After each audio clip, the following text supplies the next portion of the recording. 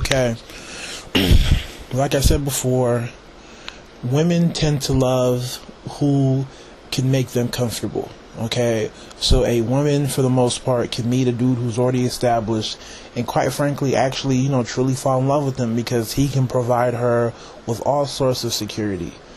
She could wake up every day and not have to worry about anything. Okay, it's that whole fairy tale ending. Whatever. Okay, I understand that. But as far as men go, we love based off of who we can trust. Okay, who's been there in the dogfight. That's why, we love our boys, because it's like, yeah, we played in a lot of tough games together, or we got into fights together, or you held me down here and there.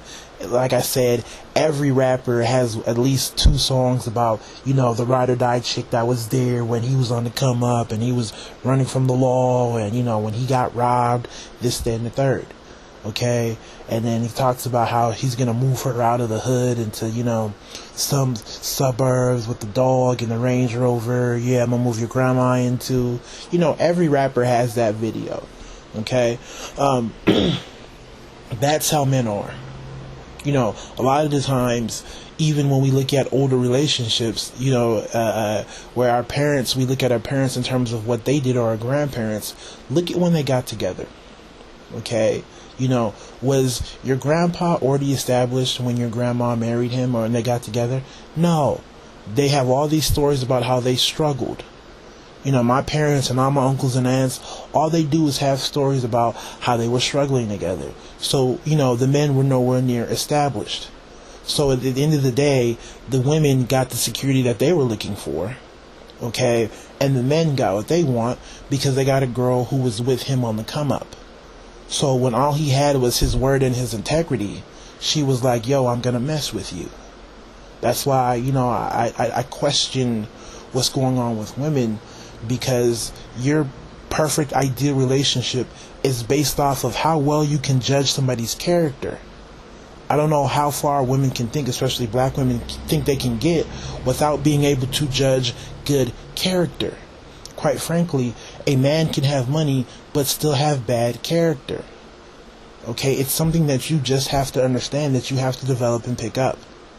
And like I said, that's the only way to connect with a dude. So even with myself, I'm like, damn, the farther and farther I get, I know it's going to be harder and harder for me to ever say, yeah, I love this woman. I'm going to keep it real. Right? Because for me, it's just like every day, the probability of me being unsuccessful is getting lower. So her ability to prove that she can stand by my side and hold me down is getting less and less, unless something significant happens. Right? Because it's not the end of the road, but it's very hard. For example, my sister and her fiance.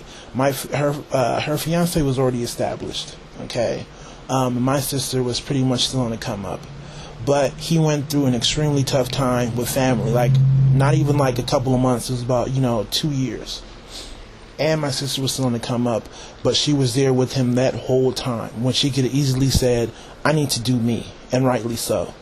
I was mad at her at one point for not doing her, but she stood by him. And when I talked to her, my sister's fiance, and I asked, hey, why'd you choose my sister? He told me, yo, your sister has my back. I was expecting us to have some 10-hour long conversation, but he simply said, your sister has my back. She was there with me when, quite frankly, it didn't make sense for her to be there with me. But what happened? My sister was a good judge of character. She just didn't stick by a black man just because he's a black man. He already had, proven that he's trying to do the right thing. So she was able to accurately judge his character.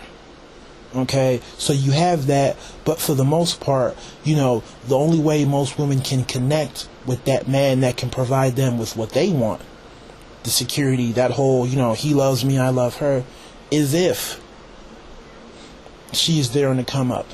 But for a lot of dudes, the problem that they make is, once again, they act as if, right, they're going to become established and they're going to go out and pick whatever chick is there and they're going to be happy. No, you're not going to be happy. A couple of years ago, I told you guys this before. I worked at a gym. I worked graveyard shift. Okay. So all the older men would come in and talk to me, 38, 40. A lot of them were successful. Okay. They had the Audis and the Mercedes and the Beamers. That's just what they did. They were professional. And they would tell me, yeah, if you have that good chick, hold on to her. Because these were men who were just divorced, paying all sorts of alimony and child support, and they would just hated it. Young 38, 39-year-old, and these are white guys, telling me all this, pouring their heart and soul out to me, because, I was, one of the only people they had to talk to, and I was bored, it was graveyard, so I listened. And they would tell me, yeah, you're young. How was it? You're what, 22, 23? Yeah, man, you find that good chick, don't let her go just because you feel like you want a ball, man. Because when you get there, it's not that great. Yeah, you become successful and you're balling, and for the maybe first 2 years, it's cool, right? Because you get to have this chick and have that chick. But when it comes down to get serious, who are you going to trust? Seriously. Do you really think you as a man will have the capacity to love? Forget the fact that she may not be on point. You personally, do you feel like inside of you, you can say, I have the capacity to love somebody else? Probably not. Right? That's why, to me, it makes no sense. If you're going to wait to be super duper successful, why even get married? Why go that route? We all got on Tiger Woods about, being super duper successful and getting married. I understand that his success is, a little bit, is far above what we're talking about, but the same principles kind of apply. You've already made it. What makes you think you're going to love? What makes you think you're going to have the capacity to deal with somebody when they, when they're putting you through their shit? What makes you think you have it? Right? That same woman, yeah, she'll put up with your shit because she knows she has a whole bunch of security. Right? How many, women are with famous athletes and entertainers who cheat? Why not leave? Well, honestly, they have the security. So yeah, dude may be foul, he may be a cheater, and I'm not condoning it, but in terms of what she needs to love, that level of security, it's still there.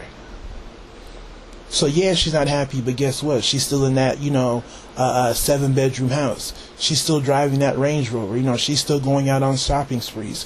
She still has the luxury of waking up knowing that her life is going to be okay with or without him. So because of that, she can put up with a whole bunch of bullshit. But for you, okay, she wasn't there for you on the come up. So what makes you think you can love her? It's not even about her. At this point, it's about you. And the sad thing is, you have so many women who are going to put their best foot forward. You already have trust issues. And you have a lot of women who will be blatant. Okay? In terms of, she's really acting. She's really trying. My uncle had the same problem. When he divorced his second wife, he was dating younger chicks. Like chicks who were like maybe 3 or 4 years older. And my uncle's close. So I met a lot of his girlfriends. We all sat down, had beers, talked, and laughed. And I knew a lot of these women were phony. They were fake. They were women who were trying to step their game up and trying to look as good as possible. Let me be the sweet, younger, humble chick. Let me put on that fake-ass facade so that this older, established black man, or just man in general, will wife me up so I can be the trophy. Luckily, my uncle's not a dumbass. He just didn't spot it as quickly as I did, or my brother, or, some of my other younger relatives who are also close with my uncle. We were able to spot it a whole lot quicker, but he eventually got it. Okay? These women were phony. They were fake. They were putting up a whole bunch of these fronts. Right? And that's what happens when you become established. A lot of men feel like, yeah, I'm going to be super duper established and I'm going to run around the town and casually date. It's going to be hard when every chick you meet is putting on this whole image that I'm wife-like material. Whatever you need, I'm going to do for you. Every chick. Like I said, women only casually date when they're dating, men who are not on point. No chick is ever going to say, yeah, I casually date, men who are super duper successful, unless she's a call girl, right? But she's like, man, let me swoop you up, because most men aren't necessarily super duper successful. You know, most men aren't making six figures. Most men aren't necessarily up there with a corporate job and this whole fancy, luxury-laden lifestyle. So they're going to put up a front. So just think about it. You're established. You already lost your capacity to truly love unless something traumatic happens in your life.